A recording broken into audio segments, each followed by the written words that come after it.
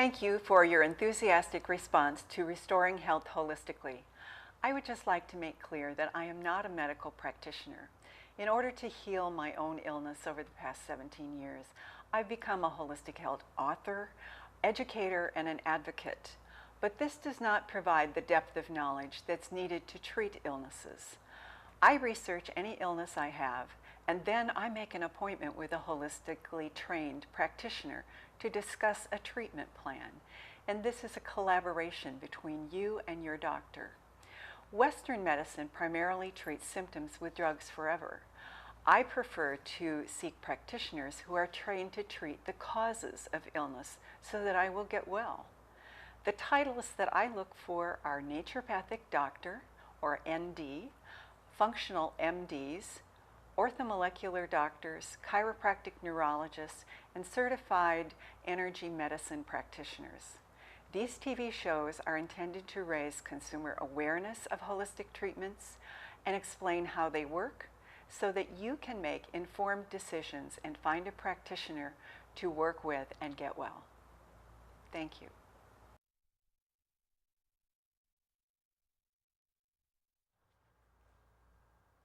Good evening. I'm Gracelyn Guyol, and welcome to Ask Gracelyn. After 3 years of interviewing holistic practitioners, this season you get to ask me questions. Should you miss one of these Wednesday night shows, I'd like you to know that a video of it will be posted on my Facebook page, Holistic Healing with Gracelyn. And weeks later, or a week after that, if you haven't had time to see it those places, then you can access it through SEC TV's website, www.sectv.org. Click on their YouTube channel button, and it will take you to all the shows that they videotape, and you can look for my name amongst those shows and find any of the shows that we've done. I'm pleased to introduce you to the woman who has helped me create this series, Lois Arias, and she is my Facebook manager, and she collects your questions, and tonight we'll read them for me to answer. So let's begin. Okay. First question, which is multi-part, is what are the best foods to keep a brain sharp, and what can you do to extend your longevity? Well, I'm working on both of those things. So how I decided to answer this question was to share with viewers the things that I've been doing to keep my brain sharp and to avoid Alzheimer's, because I have had depression many years in my life that gives me a higher risk of Alzheimer's. So I am actively pursuing prevention while I still have the chance. So here are 10 things that I advocate and that I do, starting with eat healthy. Food is the foundation of your health. The only fuel that the body gets is what you put in through your mouth. So here are some of the superfoods: salmon, because the omega-3 fats that are in them, blueberries, spinach, curry for its turmeric or curcumin, broccoli, garlic, and cinnamon, and especially dark greens, because that's where all your B vitamins are from. And if you recall, the B vitamins in my book stands for brain vitamins. So I eat a plateful of vegetables every day. I also stick to an anti-inflammatory diet that I started over 10 years ago. Well, it would have been 17 years ago, actually, when I was fighting breast cysts and tumor growth. And inflammation contributes to cancer. It contributes to heart disease. It contributes to arthritis. Everybody seems to be aware of that. It also contributes to all mental illnesses. So it's one of the things, the sort of generic causes in your body of aging. And so by changing what you eat, you can reduce the levels of inflammation in your body, because certain things like red meats and an extremely high amount of grains in your diet are inflammation producing. So here's what I eat. For protein, I eat poultry, fish, only twice a week on fish because otherwise you can pick up too many metals and toxins that your body can't throw them off fast enough. I eat eggs and some soy, but you don't want to eat all soy because that inhibits thyroid function. I eat lots of beans and peas. I eat gluten-free whole grains, and I eat 5 to 9 vegetables a day. And people say, how do you do that? Well, I have a big salad for lunch every day so that I get half of my vegetables raw for the natural enzymes that are in vegetables aid your digestion, but when you cook those vegetables, the enzymes are killed by the heat. So your body has to make its own enzymes, which takes more energy. So that's what I eat in terms of vegetables. I eat 2 fruits a day because of their disease-fighting benefits, but not too many because they have a lot of sugar in them. Are there any you would not recommend because of the high sugar that might hurt? I believe in eating a variety, but the low glycemic ones like blueberries and some of the other berries would be higher on the list than things that are extremely sweet, like perhaps watermelon or yeah. So you can check a glycemic index for fruits and vegetables.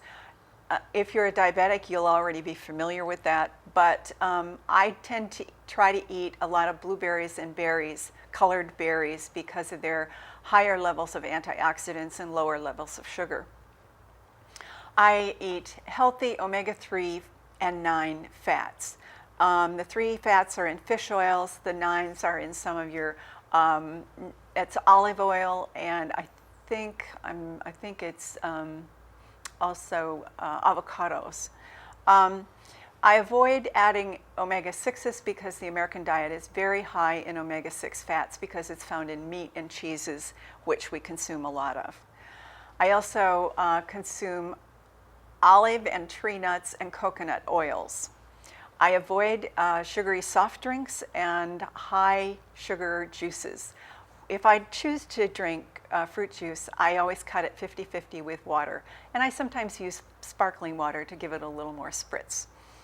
And I drink plenty of water, green tea, herbal teas, and diluted unsweetened fruit juices. The next thing on the list after an anti-inflammatory diet is to increase your daily exercise. Lots of times as we age, we tend to slow down and not do as strenuous of exercise because we think, well, I'm older and it might challenge my heart or it might challenge my muscles. Well, you need to challenge both in order to stay youthful. You want to get aerobic. And during exercise, the body produces something called brain-derived growth factor, which stimulates the growth of new brain neurons. And so these keep you sharp. And the motto with muscles and heart and brain is use it or lose it. You lose the heart is a muscle. So you need to challenge everything moderately to keep it strong. Item number 4 is I take a good quality multivitamin and mineral every day. This is insurance. Nobody has a perfect diet, and some of the vitamins and minerals need to be used at the same time in order for the body to utilize them. So a multivitamin just makes sure that you're getting all that you need for your cells to function properly at their peak, rather than finding, well, I've got vitamin D and I've got vitamin E, but I don't have any vitamin B, because it's primarily in greens that a lot of people don't eat. So to me, a multivitamin is good insurance. Can you take too many vitamins where you're overdoing it and doing more damage than help? Well, the vitamins, unless minerals could damage you, vitamins will not damage you. The body tends to throw off what it doesn't need. So if you take too many vitamins, the worst thing that you'll be doing is perhaps wasting money that you could use in other ways. But it's over 60% of Americans take a multivitamin every day, and it's because you'll notice a difference in your energy. If I have gone on vacation and forgot my bag of vitamins and stuff in my luggage. And I find that after a week or so, I have less energy than what I'm accustomed to having. So they do have benefits. The fifth on my list is get your vitamin B12 levels tested. B12 is really important for the brain, and if your levels get low, that's when you start having mini strokes. So this is not what you want to have happen, because once the brain is damaged, it does not recover from that readily from strokes. So, and low B12 also contributes to neuropathy. So those are two major reasons. So get your B12 levels tested with your annual physical, and if they're low, and if they're very low, you need B12 shots, and if they're moderately low, I take a B12 capsule that you chew up and let it dissolve under your tongue. That's more effective than having it go through your digestive system. So that's what I do to stay healthy. And I sleep 8 hours a night. A lot of people say, oh, I can get by with 6 hours of sleep. Yes, you can, but your body can't. Because what happens when you sleep is that all of the activities, the talking, the thinking, the digesting get turned off. And this is when your body cleans house. And so it needs to have time to clean house, to process the memories that are in your brain and tuck those away that are important, and for the liver to cleanse, for the gallbladder to do its thing. And you can go online and say what function does what at what time in the night, and it's interesting to read when these things occur. So don't shortchange yourself on sleep. They find that people who sleep less than 8 hours don't live as long. People with sleep apnea who sleep poorly have 10 years less life. So sleep is really important. Even if you think you can function, your body is under a lot of stress when you don't get adequate sleep. If you take a nap, does that make up for it if it's a power nap? If you can't sleep 8 hours? Sleep is also when your body heals. And so if you're sick and you really feel like, oh, I need a nap, take one. Okay. Because it is when the immune system is most active, is when you're sleeping as well. So yes, napping counts. And if that's all you can manage, if you have a weird schedule, do power naps, sleep whenever you can, whenever you feel you need it, and when you can. Thank you. Reduce your alcohol consumption. I have never processed alcohol normally. I sometimes regretted that I was never a happy drunk. I just want to go to sleep very soon after I consume alcohol. So, but as you age, it makes your liver work harder, and your liver is a hard-working organ. And most people in their older years do not handle alcohol nearly as well. My husband noticed that he didn't have very good energy the next day after he'd had hard liquor. So he stopped drinking hard liquor and he just drank wine. And now, 10 years later, he's finding that he doesn't feel very good even after he has wine the next day. So he just alters, he's reinventing himself and staying very healthy. So I encourage you to do the same. Pay attention to your body and how you feel, measured by your energy levels. I have had my heavy metals tested, and I would encourage you to do so if you have serious illnesses. Heavy metals overload contributes to Alzheimer's, multiple sclerosis, lupus, Parkinson's, and many other diseases where it's not widely known that they're a contributing factor. And the surprise is many people have high levels.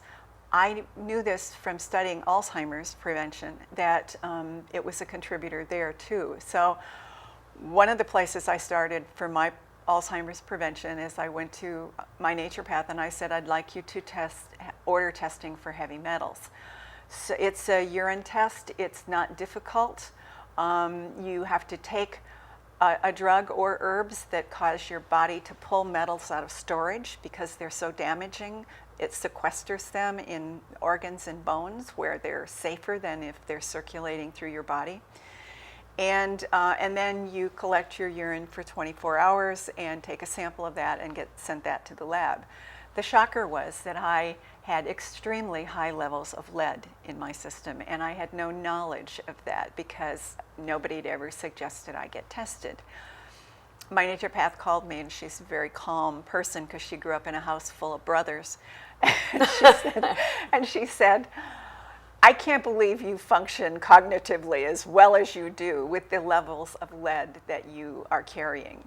And so she said, do you want to do chelation? And I said, absolutely. So I have been doing a clinical chelation under her direction for 18 months and getting the lead out. But it comes out slowly. You can't take metals out too quickly or you'll damage your kidney and your liver. And you need to have your kidney function and liver function tested before you do chelation as well to make sure you can throw off these toxins once they're put into circulation.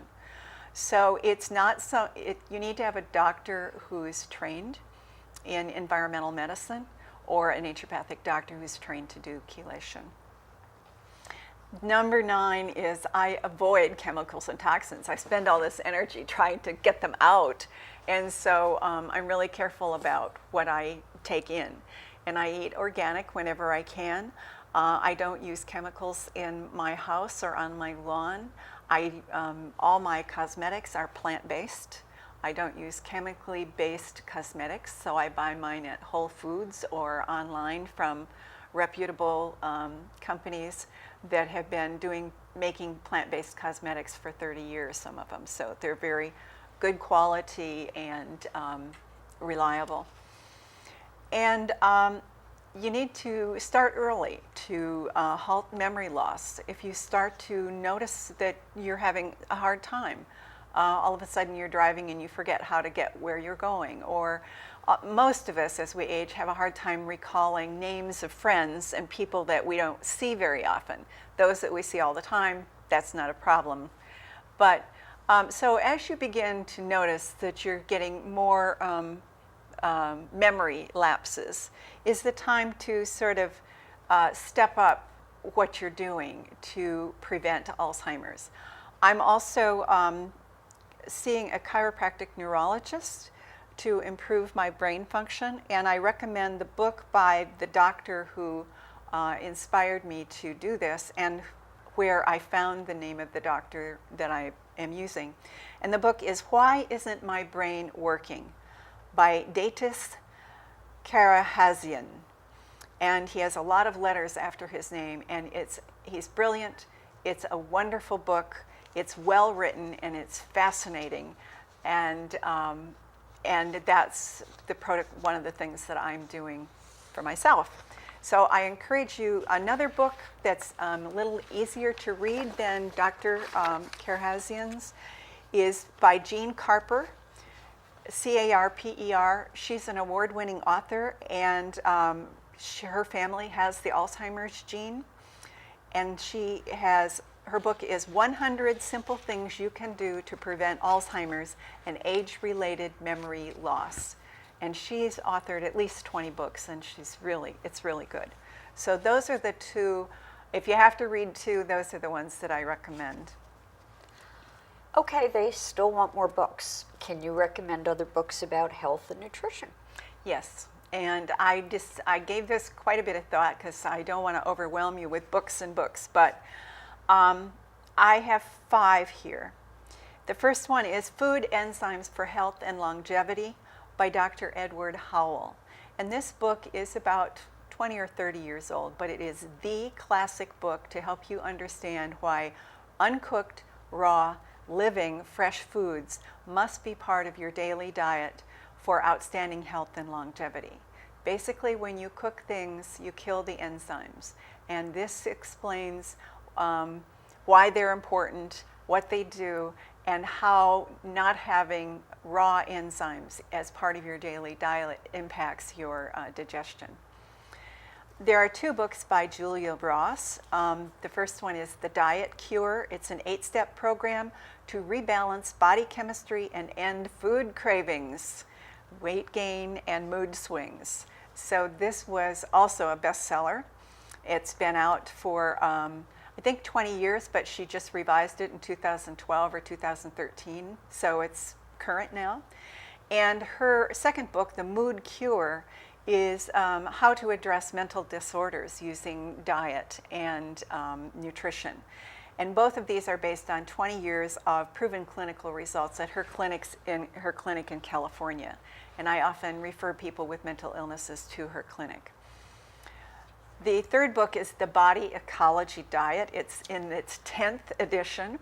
It's by Donna Gates, so that tells you that it's sold well and still going.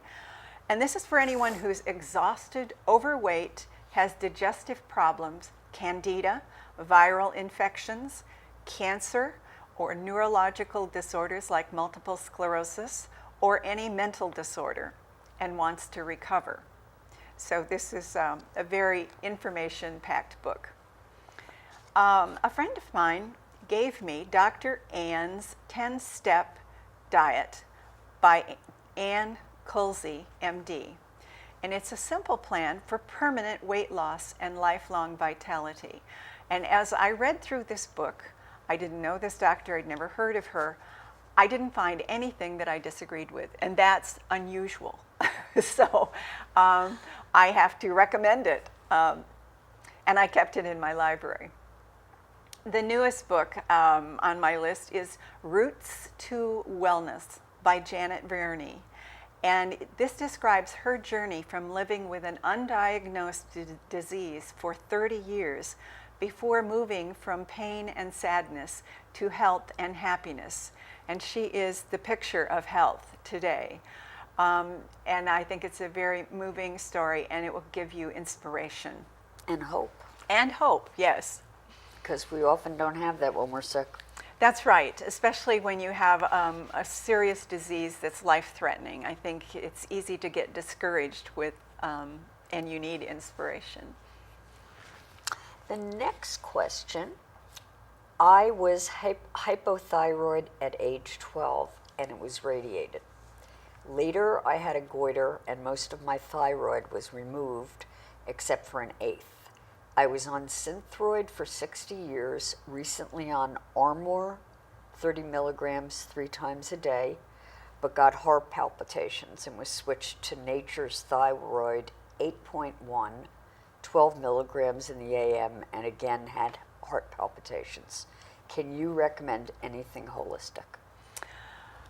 Well, this is not an uncommon scenario. Years ago, when doctors didn't understand the function of a body part, they tended to want to kill it or cut it out. It was like tonsils and this thyroid. So I hope that we've left that part of medicine behind us. For this answer, I contacted a friend of mine who's had a similar thyroid challenge. And for me, she's sort of the genius of holistic thyroid information. And her thyroid was, she calls it, nuked 30 years ago. And this has resulted in serious health problems ever since. She is brilliant and has had the ability to consult the best doctors across the United States for over 20 years. And here is her response to my email to her. I cannot recommend any thyroid doctors in the United States. Most are very deficient in understanding these hormones. It's not as simple as it seems. There's far more to it than just taking T4 and T3. I am traveling overseas now for access to more qualified experts and better lab testing. I can only recommend that this woman seek a highly qualified, university-based endocrinologist, not just a GP or an OB/GYN. And the older and more experienced one she finds, the better.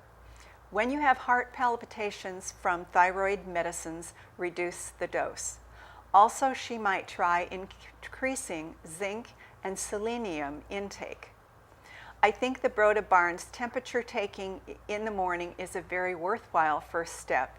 And then take this information to your doctor for discussion. What is the Broda-Barnes test? I've never heard of it. Broda Barnes is a doctor who when thyroid tests were even less reliable than they are now, when the reference ranges were way too broad, they would say, oh, your thyroid is in the normal range, there's nothing wrong with you, it's all in your head. Well, it's not. And so they determined by taking your body temperature under the arm when you awoke in the morning, that was a better indicator of whether because the thyroid sets your metabolism and your body temperature. So that was a better indicator of whether you had thyroid problems than the lab tests were. So you can Google Broda Barnes, but I wanted to find out how to, a website where I could give people to tell them how to take their temperature and how to do this. And so I came across one that is perfect. It's www.stopthethyroidmadness.com. And it has a great deal of helpful information on how to take your temperature and how to find and to recognize a helpful U.S. doctor. And there's a book by that title as well. So that's the other thing. One last part on the thyroid question. If you have a thyroid, a functioning thyroid, and lab tests tell you that it's normal, the function is normal, yet you are constantly cold with temperatures a degree or more below normal, join a club. I once was a member. Both of my books describe how descendants of nationalities having a long ancestral history of famine, Scot, Irish, Welsh, Native American, and Russian populations, all of these had decades of famine. These populations may have thyroid resistance, very similar to insulin resistance. In order to survive these famines, the body downregulated the ability of thyroid to get into the cells. So you may have enough thyroid circulating, but not enough of it's getting into the cells to keep your temperatures normal. This research published in the Endocrine Reviews in 1993 linked this mutation to a specific gene on chromosome 3 that reduces the availability of thyroid, and this enabled survival. I recommend and use Dr. Dennis Wilson's 2 books, one for physician and one for patients. I followed his protocol, and I reset my body temperature by 2 degrees over 3 months. It was 2 degrees below normal. I had to get dressed in layers to go to bed and not freeze at night. I was always cold. And my digestion was really bad. And what I discovered is enzymes for digestion are temperature sensitive. So if your body is too cold, you don't digest things right. So everything is connected. I also learned, because I wrote down and kept a log of everything that I ate while I was doing 3 21-day cycles of the protocol that Dr. Wilson recommended. And whenever I ate a food that I knew I had a mild reaction to, but I still wanted to eat, like chocolate, sugar, or chili peppers, my body temperature dropped by 1 degree overnight. And it would gradually climb back up. But this tells me that food allergies can be contributing to low body temperatures as well. So for Dr. Wilson's books, go to www.wilsons with an S and then another S syndrome.com. What's the difference between allopathic medicine and holistic medicine? Medical schools, all medical schools, either holistic or allopathic, require a 4-year bachelor's degree before you can go to medical school. And so most those who aspire to be physicians take science courses and get a degree in some form of science as their undergraduate degree. And then they go to medical schools. The basic medical school courses cover some of the same fields initially. They cover human anatomy, molecular foundations, biochemistry, gastrointestinal, reproductive, nervous, and other basic systems, but then they veer off into quite different directions. MDs begin to study how to treat disease, primarily with drugs, or to do surgery, and they also have the opportunity of adding a lot of electives to any particular field of interest that they have. NDs, naturopathic doctors, study naturopathic theory and philosophy, anatomy and organ systems, biochemistry, how to cleanse and support the body's built-in healing systems. Through the study of clinical nutrition, botanical medicine, therapeutic manipulation, homeopathy, and sometimes psychological counseling, so they can address mental health issues that can block healing. They work to rebalance and strengthen the whole body. By addressing underlying causes of disease, they can dramatically improve overall health and wellness without the numerous negative side effects. And they also reduce, as your health and wellness improve, your symptoms recede. So allopathic and holistic practitioners have some of the same initial training, but then they have very different goals and methods after that. Okay. Is there a holistic alternative that can help fibromyalgia? And boy, half my friends, including me, have fibromyalgia. Yes, and I have not known about these solutions that many years, so I haven't been able to help some people in the past when they asked me this. But a couple of years ago, I was contacted by a man who founded a Fisher-Wallace stimulator, and he came and did a show for me, and I was able to try this device, and I was amazed at all the different things it treats. It's a handheld device. It's approved. It's a little bigger than the palm of your hand. It's approved by the FDA for relief of chronic intolerable pain, post-traumatic acute pain, and post-surgical pain when applied to the body non-cranially. When you're using it for mental illnesses, you're putting it on the electrodes on the temples under a headband. But this is applying it to the body in the area of pain. Is it similar to a TENS machine, or different? It's similar but different. This has a proprietary, patented stimulating electrostimulation that nobody else has, and it was founded by two brilliant inventors who actually had this device for about 20 years, but they weren't sales and marketing people. They were brilliant inventors. And so Mr. Fisher and Mr. Wallace bought it and have made it, it's becoming a bestseller now in a very few short years because it's amazing.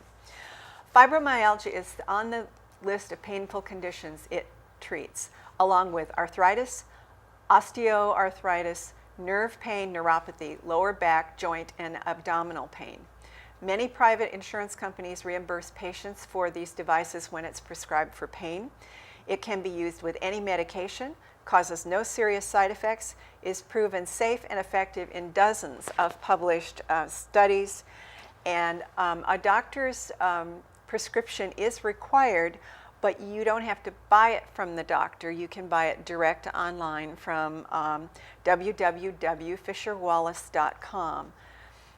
A device costs roughly $700 with a $100 discount for Medicaid, Medicare, veterans, and first responders. Or you can rent a device for $200 a month and try it. So that's the first thing that came to mind when you asked me about fibromyalgia pain. The second thing that came to mind is new to me. I just heard about it 2 months ago. And it's called InLight Wellness Systems. And it's a group of components that's designed to deliver pulsed, low-level light for therapeutic purposes. And it's not a laser. This is using LED lights that are embedded in soft black foam pads. and you put the pads on different parts of the body for different purposes, and this treats such a long list of things I couldn't possibly fit it into this show. It's a show in itself. But it was developed from 30 or 40 years of Russian research. They're really the leaders in this area. And they determined that light conduction ability of the body exists only along the acupuncture meridians. And it can only enter and exit along these acupoints. So these LED lights are accessing your acupuncture meridians and traveling through them to help healing, and that caught my attention. The lights have 3 different colors of light. They're infrared, which is a red that's you're not able to perceive visually. And then it has the visible red light spectrum. And these they go to different depths. Infrared penetrates the body deeper than the red light. And so it can access organs and tissue that's farther into the body. These lights provide gentle but powerful non-coherent light in timed sequences known as pulses. And this stimulates change and healing in the body. Blue light that's incorporated in some of the pads is sedating, and it is used where this treatment might be too stimulating. Say if someone has severe diabetic neuropathy, for which it's also used, too much stimulation might be painful. So the blue lights that's their role. These pads plug into a control device, small control like this, that has plugs. You plug the pads in, you place the pads on your body. Before you lay down and place the pads on your body, you select one of 7 different settings, and then there's 2 lettered settings, 2 or 3 lettered settings that you can choose. So you have a chart and you pick which settings you want, and you plug those in, you lay down, you put these mats on you, and you lay there for 20 minutes, start it, and the machine shuts itself off, and then you can either do it for another 20 minutes, or you can change the position of the pads and change the settings. So it's really easy to use. It was sent to me in a box about this size, so it's not huge, and that included the rather bulky pads. Let's see. Most of the pads are placed directly on the skin over the selected acupoints for specific healing purposes. The exception is an eye pad that is recommended for every session because the eyes are an essential link to your central nervous system and the best way to get light into it. So there are over 3,000 scientific studies showing the effectiveness of light therapy for an amazing variety of conditions. I rented this system for 2 weeks to see how it impacted my inflammation levels, which I'm always trying to bring down, my nerve pain and mild neuropathy that's beginning, because all the women in my family have age-onset diabetes, so I know that I have that gene. I wanted to see how it impacted my skin, and said I also could do hormone balancing. So nothing miraculous happened in 2 weeks, but enough good things happened that I am a big fan, and I am going to either get one of these or find somebody that has one and continue using it because I was impressed. If you want more information about the treatment, go to www.theawareshow, awareshow.com/Wes, W-E-S, and that's the first name of the man who invented this system. For pricing and sales information, email Jennifer at theawareshow.info. Is there a holistic therapy to help break smoking addiction? Oh, yes. Good. Hypnotherapy is the classic treatment of first resort when tapering off nicotine doesn't really work.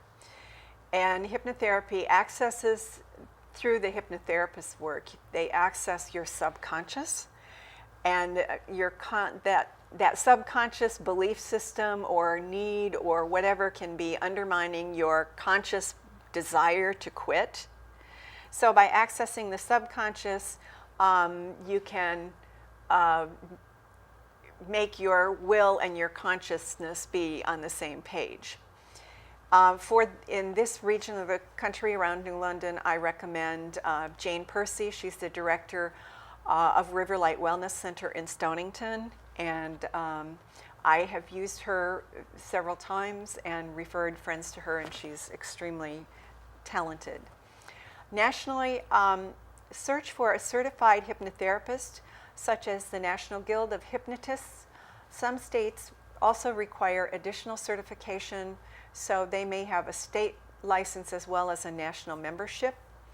Jane suggests finding one who will make you a CD or an MP3 recording of the session, since it takes regular listening for about 3 weeks to be fully nicotine-free. Will a holistic physician fix my problem? They will spend the initial 1-hour appointment discussing every health problem you have in your entire body.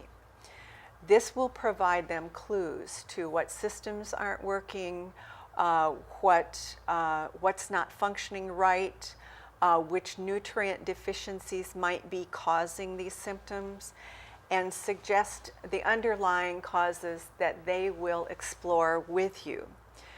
But you must be the doer.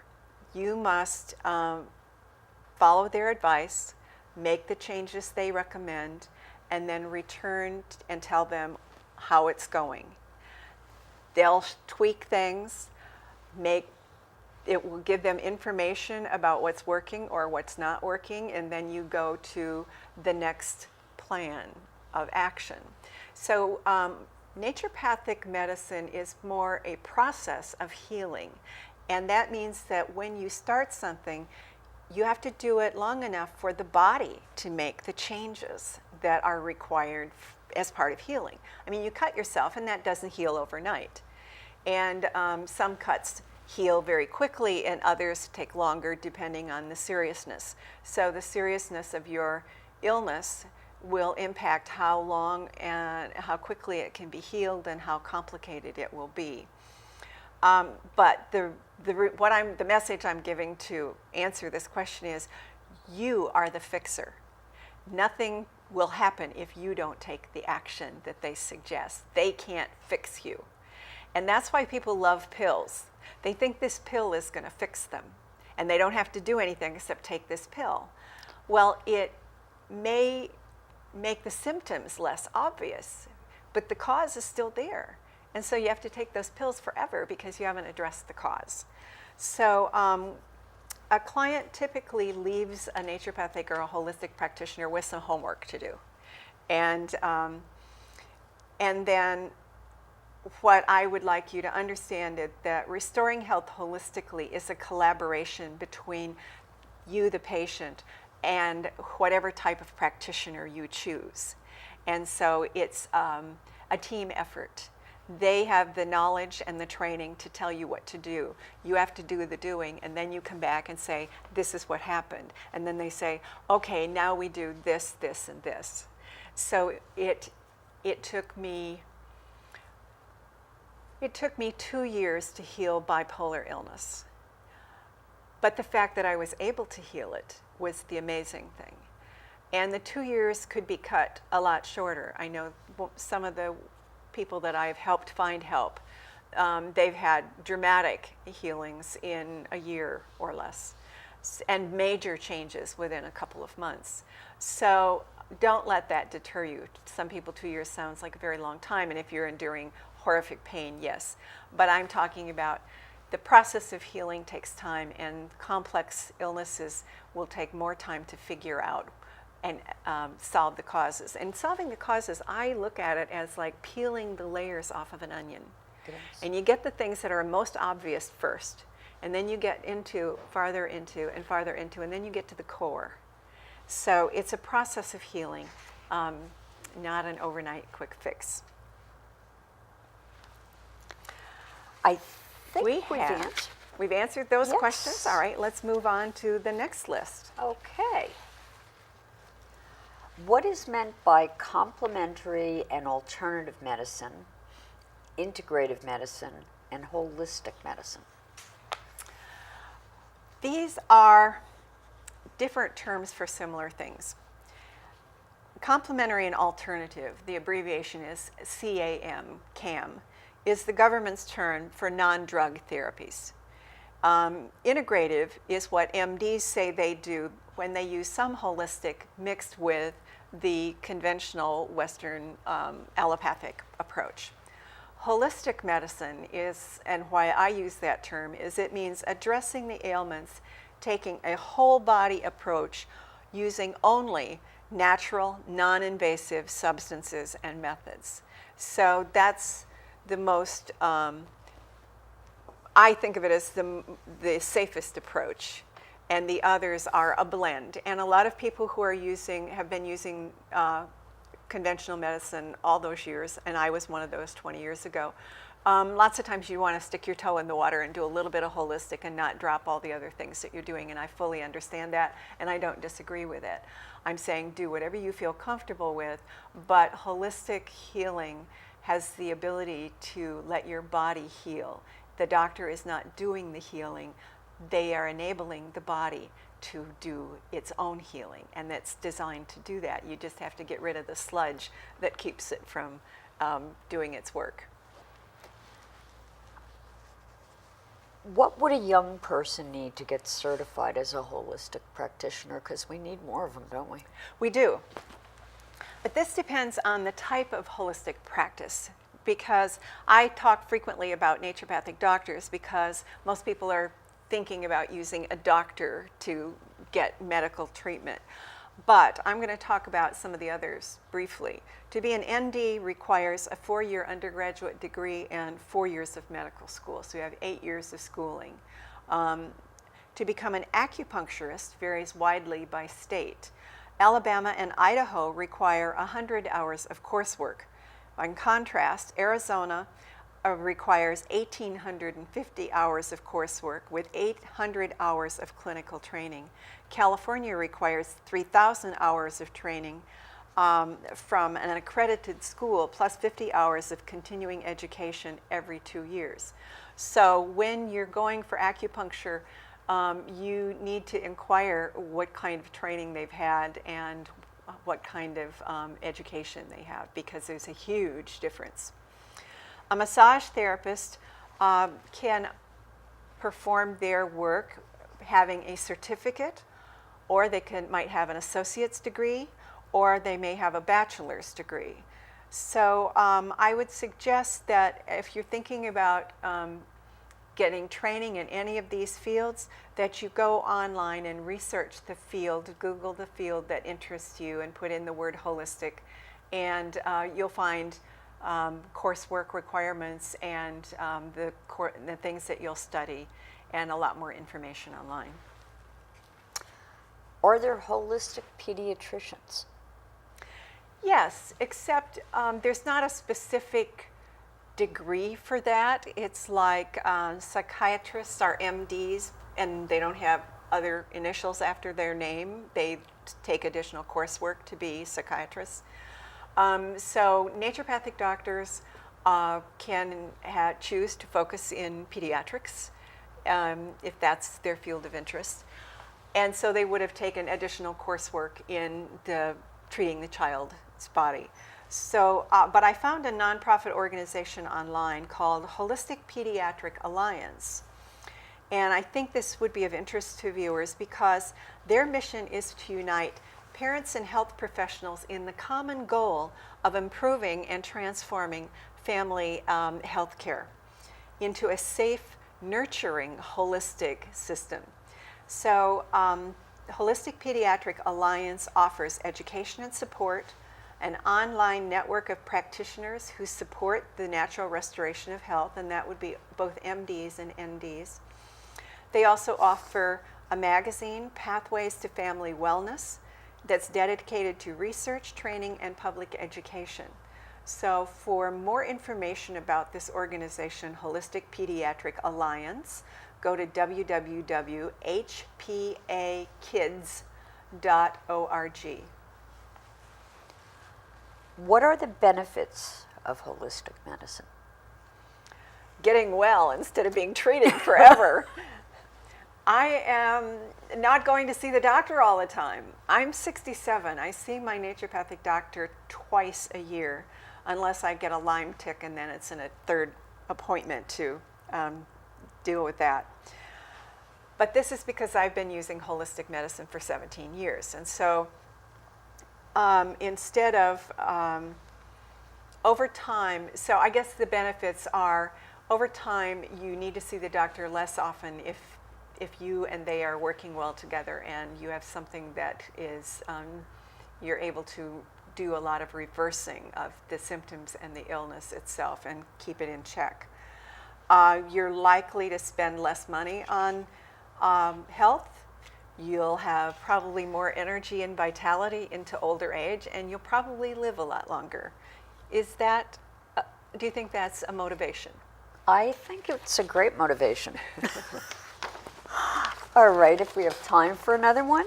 How long is spent with each patient for an initial visit, a follow-up visit, and how much does it cost?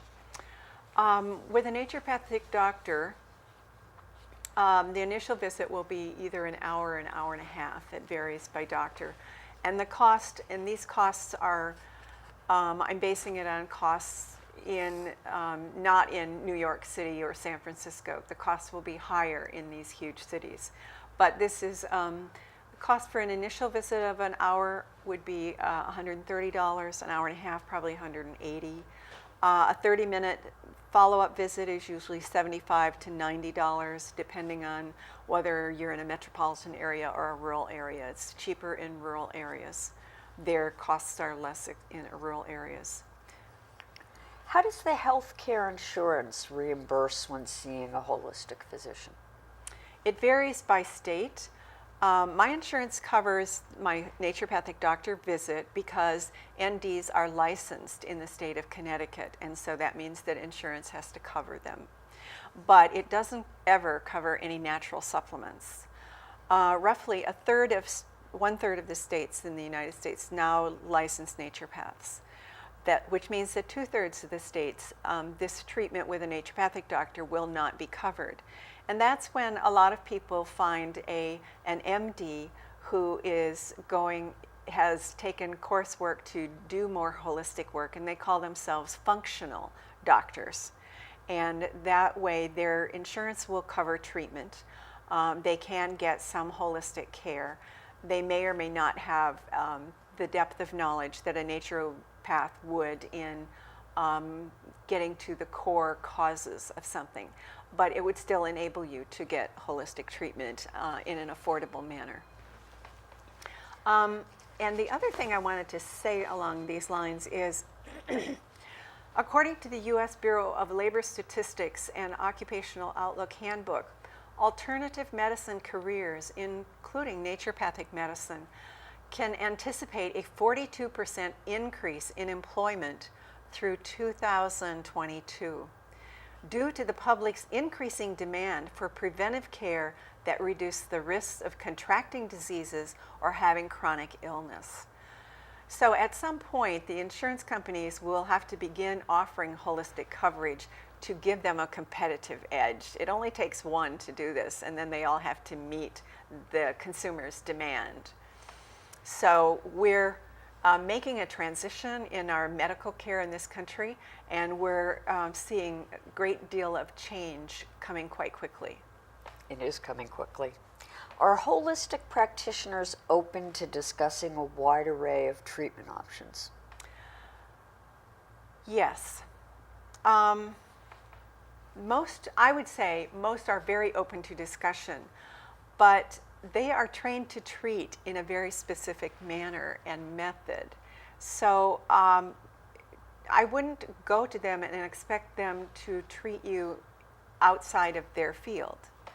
It would be like going into a grocery store and asking to buy clothes.